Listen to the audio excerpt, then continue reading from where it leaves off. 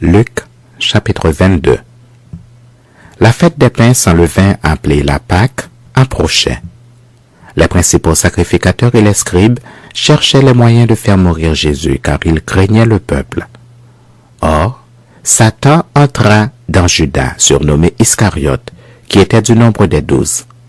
Et Judas alla s'entendre avec les principaux sacrificateurs et les chefs des gardes sur la manière de le leur livrer. Ils furent dans la joie et ils convinrent de lui donner de l'argent. Après s'être engagés, ils cherchaient une occasion favorable pour leur livrer Jésus à l'insu de la foule. Le jour des pains sans levain, où l'on devait immoler la Pâque, arriva. Et Jésus envoya Pierre et Jean en disant, « Allez nous préparer la Pâque afin que nous la mangions. » Ils lui dirent, « Où veux-tu que nous la préparions? » Il leur répondit, « Voici quand vous serez entrés dans la ville, vous rencontrerez un homme portant une cruche d'eau. Suivez-le dans la maison où il entrera.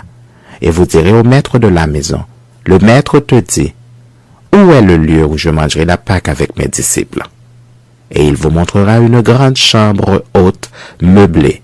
C'est là que vous préparerez la Pâque.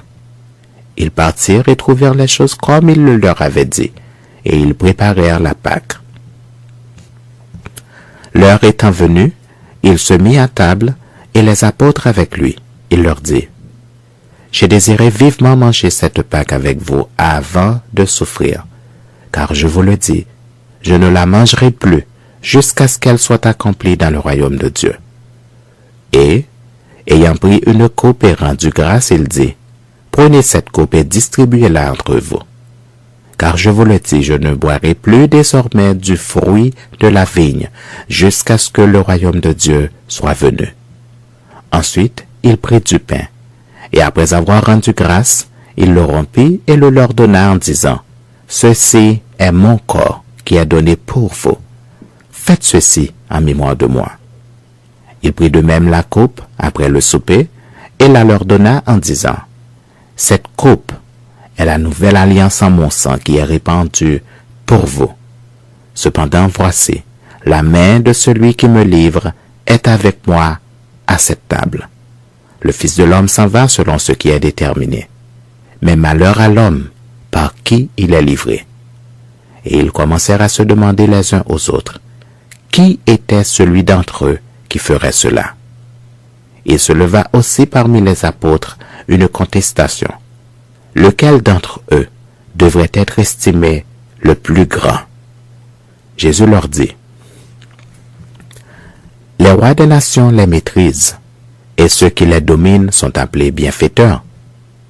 Qu'il n'en soit pas de même pour vous, mais que le plus grand parmi vous soit comme le plus petit, et celui qui gouverne comme celui qui sert. Car quel est le plus grand? Celui qui est à table ou celui qui sert? N'est-ce pas celui qui est à table? Et moi, cependant, je suis au milieu de vous comme celui qui sert. Vous êtes de ceux qui avez persévéré avec moi dans mes épreuves. C'est pourquoi je dispose du royaume en votre faveur, comme mon Père en a disposé en ma faveur, afin que vous mangiez et buviez à ma table dans mon royaume, et que vous soyez assis sur des trônes pour juger les 12 tribus d'Israël. » Le Seigneur dit, « Simon, Simon, Satan vous a réclamé pour vous cribler comme le froment, mais j'ai prié pour toi, afin que ta foi ne défaille point. Et toi, quand tu seras converti, affermis tes frères. » « Seigneur, lui dit Pierre, je suis prêt à aller avec toi et en prison et à la mort. Et Jésus lui dit, Pierre, je te le dis, le coq ne chantera pas aujourd'hui que tu n'aies renié 3 fois de me connaître. Il leur dit encore, quand je vous ai envoyé sans bourse, sans sac et sans souliers, avez-vous manqué de quelque chose? Ils répondirent, de rien. Et il leur dit maintenant au contraire, que celui qui a une bourse la prenne, et que celui qui a un sac le prenne également, que celui qui n'a point d'épée vende son vêtement et achète une épée, car je vous le dis, Il faut que cette parole qui est écrite s'accomplisse en moi. Il a été mis au nombre des malfaiteurs. Et ce qui me concerne est sur le point d'arriver. » Ils dirent, « Seigneur, voici 2 épées. » Et il leur dit, « Cela suffit. » Après être sorti, il alla selon sa coutume à la montagne des Oliviers. Ses disciples le suivirent.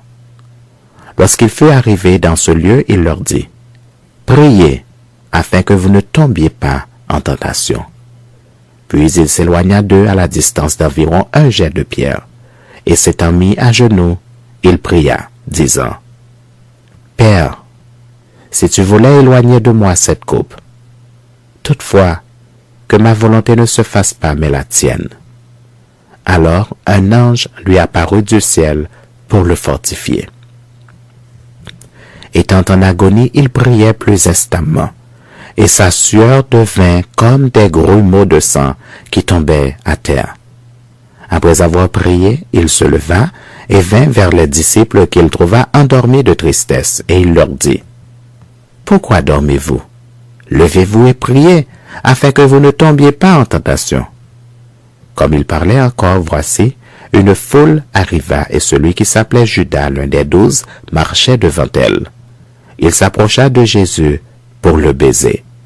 Et Jésus lui dit, « Judas, c'est par un baiser que tu livres le Fils de l'homme? » Ceux qui étaient avec Jésus, voyant ce qui allait arriver, dirent, « Seigneur, frapperons-nous de l'épée? » Et l'un d'eux frappa le serviteur du souverain sacrificateur et lui emporta l'oreille droite. Mais Jésus, prenant la parole, dit, « Laissez, arrêtez. » Et ayant touché l'oreille de cet homme, il le guérit. Jésus dit ensuite aux principaux sacrificateurs, aux chefs des gardes du temple et aux anciens qui étaient venus contre lui, « Vous êtes venus comme après un brigand, avec des épées et des bâtons. J'étais tous les jours avec vous dans le temple, et vous n'avez pas mis la main sur moi. Mais c'est ici votre heure et la puissance des ténèbres. » Après avoir saisi Jésus, ils l'emmenèrent et le conduisirent dans la maison du souverain sacrificateur. Pierre suivait de loin. Ils allumèrent du feu au milieu de la cour et ils s'assirent. Pierre s'assit parmi eux. Une servante qui le vit assis devant le feu fixa sur lui les regards et dit, « Cet homme était aussi avec lui. » Mais il le nia, disant, « Femme, je ne le connais pas. » Peu après, un autre l'ayant vu dit, « Tu es aussi de ces gens-là. » Et Pierre dit, « Homme, je n'en suis pas. » Environ 1 heure plus tard, un autre insistait, disant, « Certainement, cet homme était aussi avec lui, car il est galiléen. » Pierre répondit, « Homme, je ne sais ce que tu dis. » Au même instant, comme il parlait encore, le coq chanta. Le Seigneur s'étant retourné, regarda Pierre, et Pierre se souvint de la parole que le Seigneur lui avait dite, « Avant que le coq chante aujourd'hui, tu me renieras 3 fois. » Et étant sorti, il pleura amèrement. Les hommes qui tenaient Jésus se moquaient de lui et le frappaient. Ils lui voilèrent le visage et ils l'interrogèrent en disant, « Devine qui t'a frappé ?» Et ils proféraient contre lui beaucoup d'autres injures. Quand le jour fut venu, le collège des anciens du temple, les principaux sacrificateurs et les scribes, s'assemblèrent et firent amener Jésus dans leur sanhédrin. Ils dirent, « Si tu es le Christ, dis-le nous. » Jésus leur répondit, « Si je vous le dis, vous ne le croirez pas. Et si je vous interroge, vous ne répondrez pas. Désormais le Fils de l'homme sera assis à la droite de la puissance de Dieu. » Tous dirent, « Tu es donc le Fils de Dieu. » Et il leur répondit, « Vous le dites, je le suis. » Alors ils dirent, « Qu'avons-nous encore besoin de témoignages? Nous l'avons entendu nous-mêmes de sa bouche. »